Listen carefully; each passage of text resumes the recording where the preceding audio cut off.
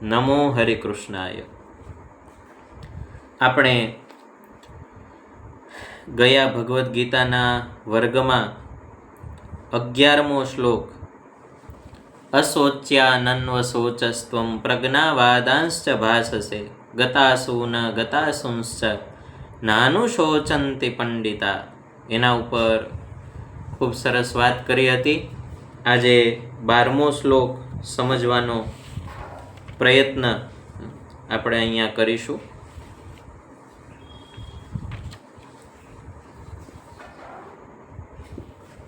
નત્વેવાહમ જાતુ નાશમ નત્વં નેમે જનાધિપાહ ન ચૈવ ન ભવિષ્યામઃ સર્વે વયમતઃ પરમ. એક એક શબ્દનો અર્થ સમજવાનો આપણે પ્રયત્ન કરીએ. જાતુ એટલે કે કોઈ કાળમાં, અહમ હું, ન એટલે ન, આસમ હતો, ત્વમ એટલે તું, ન એટલે ન, ઇમે એટલે તથા અથવા તો આ, જનાધિપાહ રાજા લોક, ન એટલે ન હતા, ન તું એવ આ વાત પણ નથી, ચ અને અતઃ આ, પરમ પછી ભવિષ્યમાં, વયમ હું તું અને રાજા કહેતા આપણે બધા, સર્વે એટલે બધા, ન એટલે નહીં, ભવિષ્યામઃ રહીએ, એવ પણ, ન એટલે નથી. ભગવાન એવું કહે છે અર્જુનને કે હે અર્જુન, જેના મૃત્યુની તું ચિંતા કરે છે, પણ તું એટલો વિચાર કર. તું જ્ઞાની જેવી વાતો કરે છે, પણ તું જ્ઞાની જેવા વિચાર કર. અને ભગવાન કૃષ્ણ અર્જુનને એમ કહે છે કે હું કોઈ કાળમાં ન હતો એવું નથી, તું ન હતો કે આ રાજાઓ ન હતા એવું પણ નથી, આપણે બધાય હવે પછીના સમયમાં પણ નહીં હોઈએ એમ તો નથી જ, અર્થાત આપણે પછી પણ હોઈશું જ. કેટલી સુંદર ભગવાન વાત કરે છે. આ જગતને, અનેક જીવોને જોવાની ભગવાન કૃષ્ણની દ્રષ્ટિ અને આપણી દ્રષ્ટિ ક્યાંક અલગ છે. અર્જુનની પણ આ જગતને, અનેક જીવોને જોવાની દ્રષ્ટિ અને ભગવાન કૃષ્ણની આ જગતને અને જીવોને જોવાની દ્રષ્ટિ એ પણ કંઈક અલગ છે. અને એટલા માટે ભગવાન કૃષ્ણ અર્જુનને શાશ્વત સત્ય સમજાવી રહ્યા છે. આ સંસારમાં તમે જુઓ કે ઘણીવાર વ્યક્તિને પોતાનો એક દ્રષ્ટિકોણ પકડાઈ ગયો હોય તો એ દ્રષ્ટિકોણથી બહાર જોવાનો, વિચારવાનો વ્યક્તિ ક્યારેય પ્રયત્ન નથી કરતો. અર્જુન અહીંયા રૂપને જોવે છે અને ઠાકોરજી અહીંયા અરૂપ તરફ દિશા નિર્દેશ કરે છે. કોઈ પણ વ્યક્તિનો આપણને દેહ દેખાય એટલે તરત આપણું મન છે એમના પ્રત્યેની કલ્પનાઓ કરવા માંડે. ધોળા છે, કાળા છે, જાડા છે, પતલા છે, ઊંચા છે, નીચા છે. અને આ જ દ્રષ્ટિકોણથી આપણે વ્યક્તિઓને જોતા હોય. સારા કપડાં પહેર્યા છે, નથી પહેર્યા, એની પાસે આવા મોડર્ન કપડાં છે, જૂના કપડાં છે. બાહ્ય દ્રષ્ટિકોણથી જ જોતા હોઈએ છીએ વ્યક્તિને. પણ ભગવાન કાંઈક આપણને જે અરૂપ છે, જે સદાકાળ માટે શાશ્વત છે, એના સામું જોતા શીખડાવે છે. અને એનો નિર્દેશ કરતા ભગવાન કૃષ્ણ એવું કહે છે અહીંયા. ભગવાન કે હું કોઈ કાળમાં ન હતો એવું નથી, તું ન હતો કે આ રાજાઓ ન હતા. તું એવું વિચાર કરે છે કે આ બધાને હું મારી નાખીશ ને બધું પૂરું થઈ જશે, તો અર્જુન એવું નથી. હું સદાકાળથી હતો. હવે આ સ્ટેટમેન્ટ કૃષ્ણ ભગવાનનું વિચારણીય છે. કોઈ પણને એમ થાય કે ભાઈ કૃષ્ણ ક્યારે હતા, તો કે ભાઈ 5,500 વર્ષ પહેલા મથુરાની જેલમાં દેવકીજી અને વસુદેવજી થકી જેનું પ્રાગટ્ય થયું શ્રાવણ મહિનાની 8મના દિવસે, હમણાં આવે છે જન્માષ્ટમી, ત્યારથી કૃષ્ણ આ પૃથ્વી ઉપર હતા. તો શું પેલા નહોતા? તો ભગવાન જ અહીંયા એનો જવાબ આપે છે કે કોઈ કાળમાં હું નહોતો એવો કોઈ કાળ જ નથી, કહેતા હું શાશ્વત છું, અનાદિકાળથી છું. એવી ને એવી રીતે ભગવાન અર્જુનને એવું કહે છે કે તું કોઈ કાળમાં નહોતો એવું નથી. એવી રીતે આ જે સામે રાજાઓ દેખાય છે ને જેના માટે તું ચિંતા કરે છે એ બધા પણ નથી, એવું નથી. આ પૃથ્વી ઉપર એનો જન્મ થયો એ પહેલા પણ એ હતા, અત્યારે પણ તને દેખાય છે, અને કદાચ એ આ યુદ્ધમાં મૃત્યુ પામી જશે પછી પણ એ રહેવાના જ છે. અહીંયા ભગવાન એના દેહની સામે નહીં પણ એના આત્મ તત્વની સામે દ્રષ્ટિ કરવાનું આપણને કહે છે. અહીંયા ભગવાને નિષેધ રીત વાપરી છે. નત્વેવાહમ જાતુ નાસમ નત્વમ નેમે જનાધિપા ન ચૈવ ન ભવિષ્યામહ. કેટલી વાર ન આવ્યો. બે રીતે કોઈ પણ વાતનું પ્રતિપાદન થતું હોય છે. એક પરંપરા એવું છે કે એની અંદર કોઈ પણ વ્યક્તિ છે એનું વિધિ પ્રતિપાદન થાય. વિધિ એટલે એ વ્યક્તિ આવા છે આવા છે આવા છે એવું પ્રતિપાદન થાય. અને બીજું છે નિષેધ પ્રતિપાદન. અને નિષેધ પ્રતિપાદન છે ને એ હંમેશા પાવરફુલ હોય છે. આને આ વાતને ભગવાન કૃષ્ણ છે એ એવું પણ કહી શકતા હતા કે ભાઈ હું અનાદિકાળથી છું, તુંય અનાદિકાળથી છે ને આ રાજાઓય અનાદિકાળથી છે. પણ અહીંયા અર્જુનને સમજાવવા માટે ભગવાન નિષેધનો પ્રયોગ કરે છે કે એવું ન માનતો કે આ રાજાઓ ન હતા, કે હવે નહીં રહે, તું નહીં રહે, તું ન હતો, એવું ન માનતો. અને જ્યારે કોઈ પણ વસ્તુનું નિષેધમાં પ્રતિપાદન થાય ને ત્યારે જવાબદારી વધી જાય. આપણે એક દ્રષ્ટાંત દ્વારા સમજીએ. કોઈ પણ આપણને પૂછે કે આ વ્યક્તિમાં કોઈ સદ્ગુણ છે, તો તમારે એનો જવાબ દેવાનો થાય તો એના આંશિક જીવનને તમે જોયું હોય, તમારી સામે જે રીતે એને વર્તન કર્યું હોય, વિચારો પ્રગટ કર્યા હોય, એને આધારે તમે હા કહી શકો. એકાદો ગુણ દેખાઈ જાય તો આ પ્રશ્નનો જવાબ તમે દઈ શકો કે એના જીવનમાં સદ્ગુણ તો છે, એવો મેં જોયો છે, એના જીવનમાં આ સદ્ગુણ છે. પણ આનું આ વાક્ય તમને જો નિષેધમાં પૂછવામાં આવે, નકારાત્મક જવાબ આપવાનું કે એના જીવનમાં કોઈ સદ્ગુણ છે કે નહીં, કોઈ દુર્ગુણ છે કે નહીં, તો હવે થોડીક ક્ષણોમાં દેખાતા સદ્ગુણ સામે દ્રષ્ટિ કરીને જેમ તમે વિધિ પ્રશ્નમાં હા પાડી દીધી એમ નિષેધ પ્રશ્નમાં તમે હા નહીં પાડી શકો. તમારે એનું આખું જીવન જોવું પડશે. એમ નિષેધનું જ્યારે પ્રતિપાદન થાય છે ત્યારે ખૂબ પાવરફુલ રીતે થાય છે. ઘણા મહાનુભાવો મહાપુરુષો તો એવું પણ કહે છે કે આખા સાંખ્ય યોગમાં ભગવાને સાંખ્ય યોગનું બીજ છે ને એ આ શ્લોકમાં મૂક્યું છે. અન્ય શ્લોકોમાં તો આ જ ભાવનો વિસ્તાર છે. નિત્ય તત્વનો જીવનમાં ક્યારેય અભાવ થતો નથી.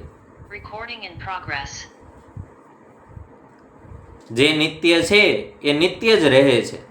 એ પછી આત્મ તત્વ હોય, પરમાત્મા તત્વ હોય, એ કાલે નહોતું અને આજ પ્રગટિત થઈ ગયું અને આજે છે તો પછી નહીં હોય એવું ક્યારેય થતું નથી.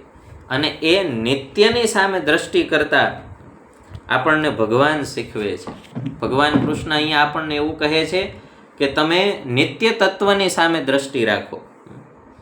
હવે અહીંયા જે પરમાત્મા વાત કરે છે કે આ બધા આમનમ અનાદિકાળથી કોન્સ્ટન્ટ છે જ, આ નહોતા અને હવે છે અને પછી નહીં હોય એવું કાંઈ પણ નથી.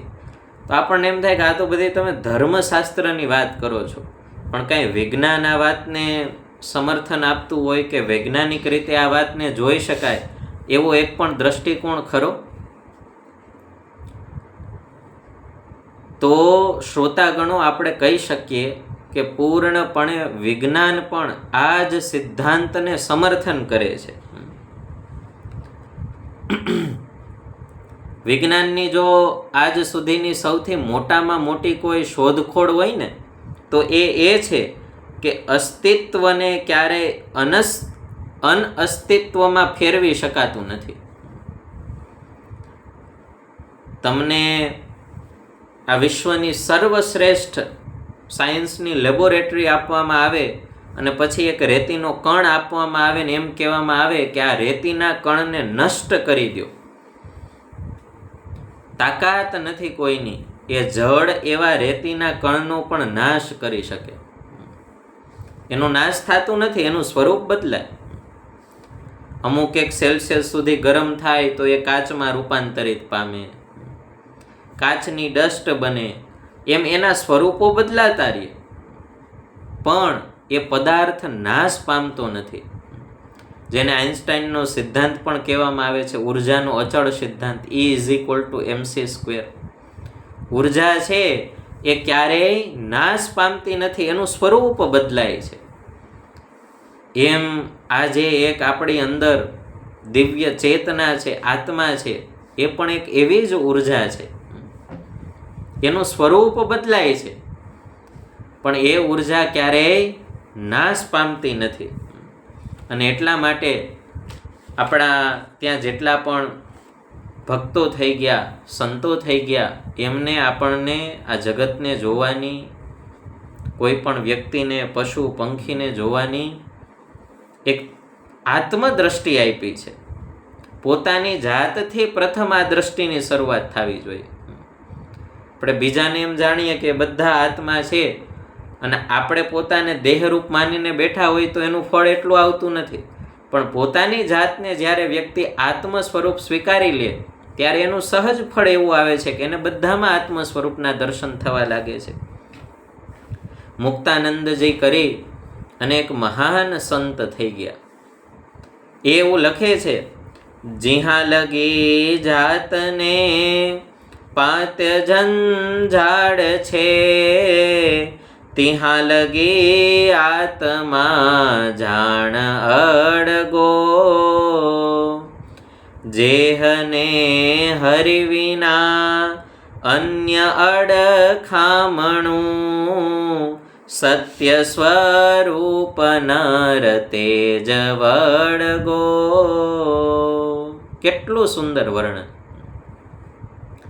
જ્યાં લગી આપણને હજી આ બાહ્ય સૃષ્ટિ અને બાહ્ય કલેવરમાં જ દ્રષ્ટિ છે ને, ત્યાં સુધી તો આત્મતત્વથી આપણે બહુ દૂર છીએ, અળગા છીએ, નોખા છીએ. એની અનુભૂતિ નથી થઈ, એ સામું દ્રષ્ટિ નથી માંડી, કે માર્ગે ચાલવાનો પ્રયત્ન નથી કર્યો.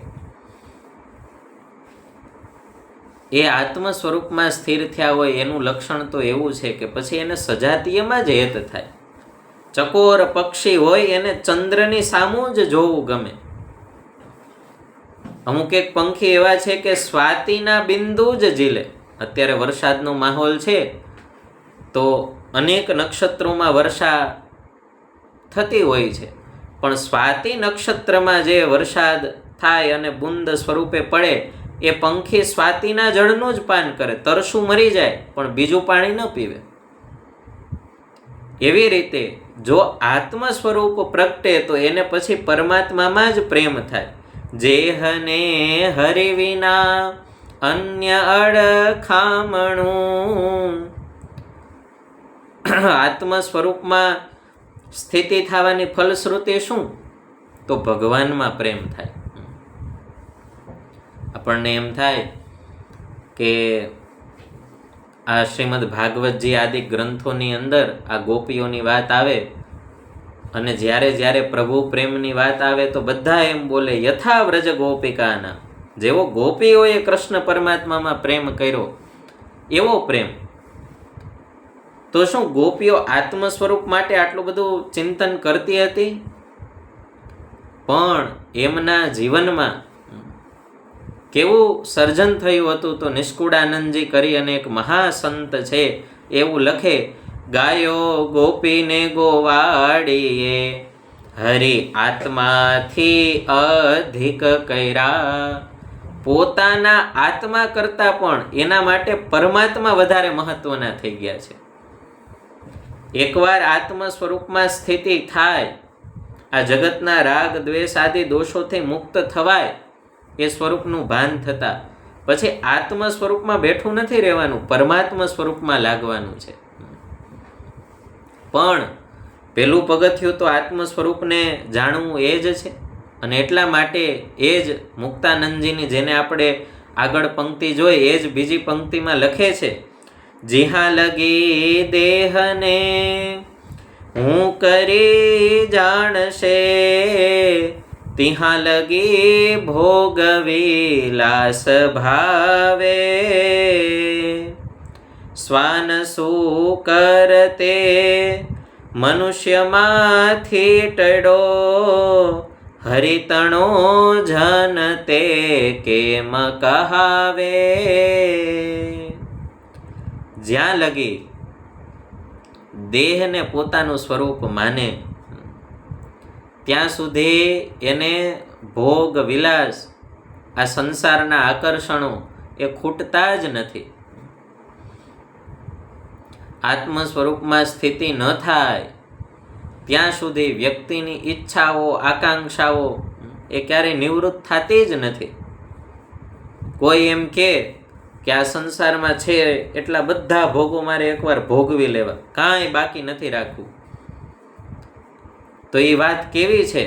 તો વચનામૃત જેવા એક મહાન ગ્રંથમાં, એ ગ્રંથના ઉદ્ભોતા પરમ કૃપાળુ પરમાત્મા એવું કે પાતાળ સુધી પૃથ્વી ફાટી હોય અને એને કોઈ પાણીએ ભરવાની વાત કરે, ભરાય કોઈ દિવસ પાતાળ સુધી પૃથ્વી ફાટી હોય? એમ આ સંસારનું બધું ભોગવી લઉં અને પછી બધું મૂકી દઉં, એ વાતો તો એવી છે. જ્યાં સુધી દેહને હું કરી માનશે, ત્યાં લગી ભોગ વિલાસ ભાવે. આ દેહ એ હું એવું જ્યાં સુધી વ્યક્તિને થયા કરે ત્યાં સુધી આત્મ સ્વરૂપમાં તો એની કોઈ ગતિ જ નથી. અને મહાન સંતોએ તો એવું કીધું, શ્વાન શુકર તણી જાત કહાવે. કેવો કીધો? શ્વાન જેવો કીધો, શુકર જેવો કીધો. માટે ખૂબ વિચારણીય વાત છે. અને ભગવાન કૃષ્ણ અર્જુનને આ દ્રષ્ટિ આપવા માટે પ્રોત્સાહિત કરે છે કે અર્જુન, તું આ બધાને એવી રીતે ના જો કે અત્યારે છે ને પછી નહીં રહે, આ યુદ્ધમાં મૃત્યુ પામી જશે તો આ બધાનું પૂરું થઈ જશે. એવું નથી. આ બધા તો અનાદિના છે જ. હું પણ અનાદિ છું, તું પણ અનાદિનો છે. આ બધા રાજાઓ જે સામા દેખાય છે એ પણ અનાદિના છે.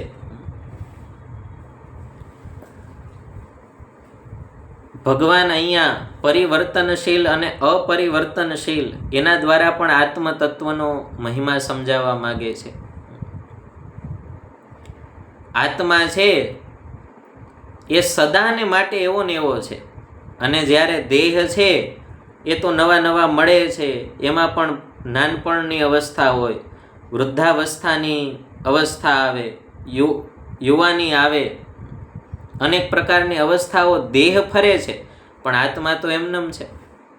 આપણને જેમ કોઈ પણ સાધનનું વ્હીલ ગતિમાન દેખાય, પરંતુ એ વ્હીલ જેને આધારે ફરે છે એ ધરી તો કોન્સ્ટન્ટ છે, સ્થિર છે. અને એટલા માટે જ વ્હીલ ફરી શકે છે. જો ધરી ન હોય તો વ્હીલનું ફરવું અશક્ય છે. એમ આત્મા ન હોય તો દેહનું ટકવું પણ અશક્ય છે. કોઈ એક વ્યક્તિની અંદર બધા અવયવો સારા છે, આંખો પણ બરાબર છે, કાન પણ બરાબર છે, હૃદય પણ બરાબર છે, ફેફસા પણ બરાબર છે, કિડની પણ બરાબર છે. અને એક વ્યક્તિના અવયવો બગડેલા છે પણ આ વ્યક્તિમાં આત્મા નથી તો એને મળદું કહેવામાં આવે છે. અને આ વ્યક્તિમાં આત્મા છે તો એને જીવંત વ્યક્તિ કહેવામાં આવે છે. આત્માને આધારે દેહનું હોવું છે. અને દેહના ન હોવાથી આત્માનું ન હોવું નથી થઈ જતું. આ સિદ્ધાંત ભગવાન કૃષ્ણ છે એ અર્જુનજીને અહીંયા શીખવવાનો પ્રયત્ન કરે છે, જણાવવાનો પ્રયત્ન કરે છે. 13મા શ્લોકમાં ભગવાન આપણે જે હમણાં જ વાત કરી એને જ સ્પષ્ટ રીતે કરતા કહે છે, દેહિનોસ્મિન યથા દેહે કૌમારમ યૌવનમ જરા તથા દેહાંતર પ્રાપ્તિ ધીરસ્તત્ર ન મુહ્યતે. એક એક શબ્દનો અર્થ સમજવાનો પ્રયત્ન કરીએ. દેહિનઃ દેહધારીઓના, અસ્મિન આ દેહે મનુષ્ય શરીરમાં, યથા જેમ, કૌમારમ એટલે બાળપણ, યૌવનમ એટલે યુવાની, જરા એટલે વૃદ્ધાવસ્થા આવે છે, તથા તે જ પ્રમાણે દેહાંતર પ્રાપ્તિ, વૃદ્ધાવસ્થામાં હાવ શરીર ખખડી પડે પછી શું થાય? શરીર પડી જાય.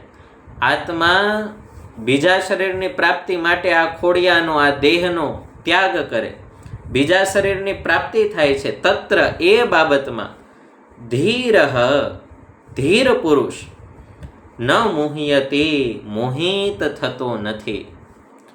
જે ધીરજવાન પુરુષ છે, જેમ આ દેહને અનેક અવસ્થાઓ આવે છે, નાનપણથી લઈ, યુવાનીથી લઈ અને વૃદ્ધાવસ્થા સુધી, અને એ વૃદ્ધાવસ્થા પરિપક્વ થતાં જીવ આ દેહને છોડી દે છે અને નવા દેહની પ્રાપ્તિ કરે છે. એમાં ધીર પુરુષ છે એ મૂંઝાતા નથી, શોક કરતા નથી, ચિંતિત થતા નથી. આને, આ સત્યને શંકરાચાર્યજી ભગવાન છે એ પોતાની શૈલીમાં અદ્ભુત રીતે લખે. આ ચક્ર કેવું છે? બાળક રૂપે જન્મવું, મોટું થવું, વૃદ્ધ થવું ને મરી જવું. પુનરપી જનનમ પુનરપી મરણમ પુનરપી જનની જઠરે શયનમ. 84 લાખના ફેરા જે આપણા શાસ્ત્રોમાં કીધા છે, ફરી ફરીને જન્મવું, ફરી ફરીને મરવું, અને ફરી ફરીને પુનરપી જનની જઠરે શયનમ, માતાના ગર્ભમાં ઊંધે માથે લટકાવવું. આ જીવની જ દેહાંતર પ્રાપ્તિમાં આવી દશા થાય છે. પણ આગળ જે ભગવદ્ ગીતામાં ભગવાન એક એક યોગ બતાવવાના છે, જ્ઞાન યોગ, કર્મ યોગ, ભક્તિ યોગ, એમાંથી કોઈ એક પણ યોગની સિદ્ધિ કરી લે તો એ જીવાત્મા એ ચક્રને બ્રેક કરી નાખે છે અને ભગવાનના પરમ ધામને પામે છે. જેના માટે આગળ ભગવદ્ ગીતામાં જ ભગવાન કહેશે, યદ ગત્વા ન નિવર્તન્તે તદ્ધામ પરમમ મમ. જ્યાં જઈને પાછું આવવું પડતું નથી, ફરી ફરીને આ જન્મ મરણના ચક્રાવામાં અટવાવું પડતું નથી, એવું મારું પરમધામ છે. આટલું ચિંતન આજે પરમાત્માના ચરણોમાં અર્પણ કરીએ. કાલે આ 13મા શ્લોકનો વિશેષ અર્થ સમજી અને વર્ગને આગળ વધારીશું. નમો હરે કૃષ્ણાય.